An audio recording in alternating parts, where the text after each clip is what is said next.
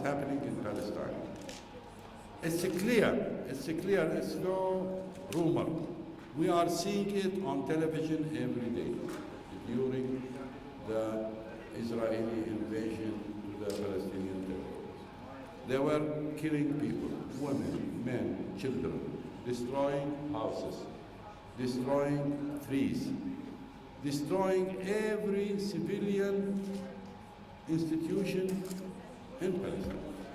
Schools, universities, ministries of education, ministries of health, etc. It's quite clear. At the same time, while all these facts are being publicized on TV, the American government says, well, Sharon has the right to defend himself. Sharon is a man of peace. The Palestinians are the terrorists, and they got to stop terror. Mr. Arafat is in prison in 2 rooms in his own compound, and they asked him to take decisions, as they say, against terrorism. He doesn't even have a telephone to talk to his men.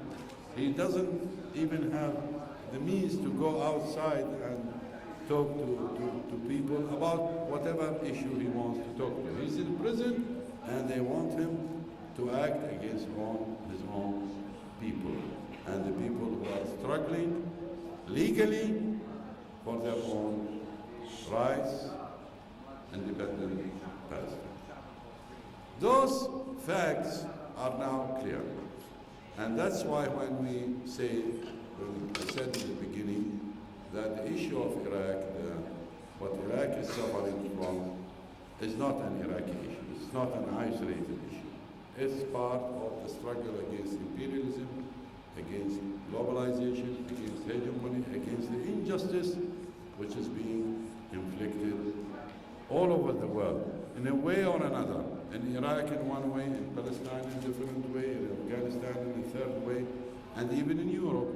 And you as Europeans are feeling the results of the American hegemony, how America is using globalization for its own interest, while it's denying the same equal interest to its even allies. You see, the European governments are allies of the United States. They are allies in the Atlantic Alliance. They have been allies for decades. But when it comes to the American interest, they say stop. American interest first, and other interests are second or third. This kind of attitude by the American imperialist government is a threat to the whole world, threat to everybody in this globe. I know that some politicians don't agree with this because they would like to keep their ties with the United States because they have also some interest, but we as people, as individuals, as patriots in our countries, whether in Europe, in the Middle East, in the Arab world, in Asia, in Africa, in Latin America, we are being threatened. When we know this fact, and we insist that we should be independent and we should look after our own legitimate national interest, we have to push or to improve our solidarity. The first step is to know the truth and not to listen to the lies of the imperialists, to the false pretext of the imperialists. To know the truth, what is really happening in this world, what are the real goals and objectives of the Americans and those who join the Americans in their policies, and increase the solidarity. This is not similar to the old solidarity which the communists asked for in the beginning of the century. It's different. We are here in Iraq, we are joining forces with different people, different political parties, different organizations of different ideological trends. We do not ask the person whether he is a a Muslim or a Christian, whether he is a centrist or a rightist or a leftist. We just seek an honest person, whatever his beliefs are, a person who's independent-minded, a person who is against injustice, a person who wants to live in peace.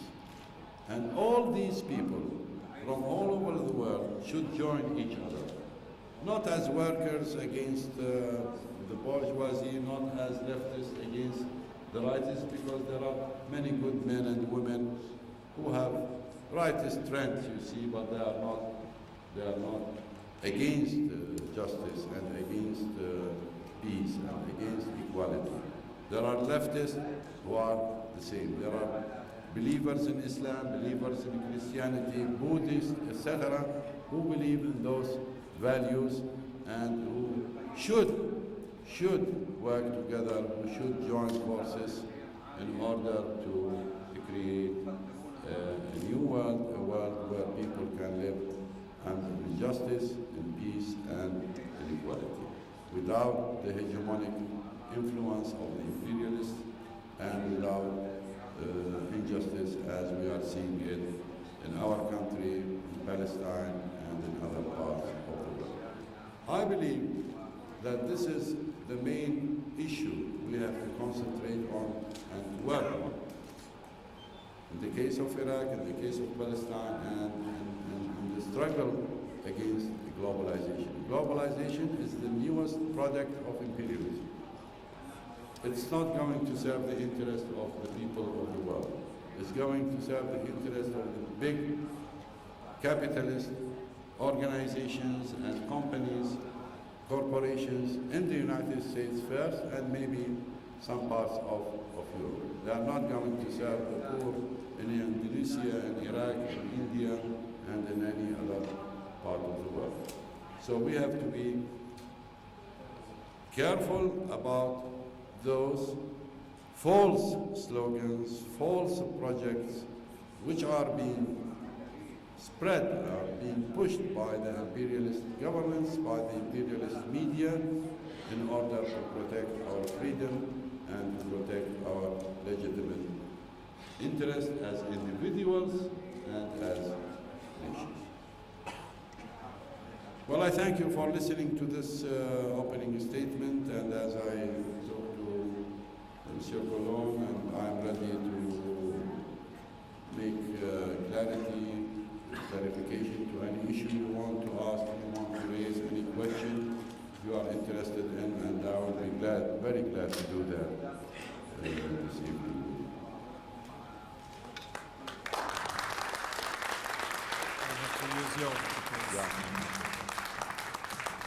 Thank you very much for this very interesting speak.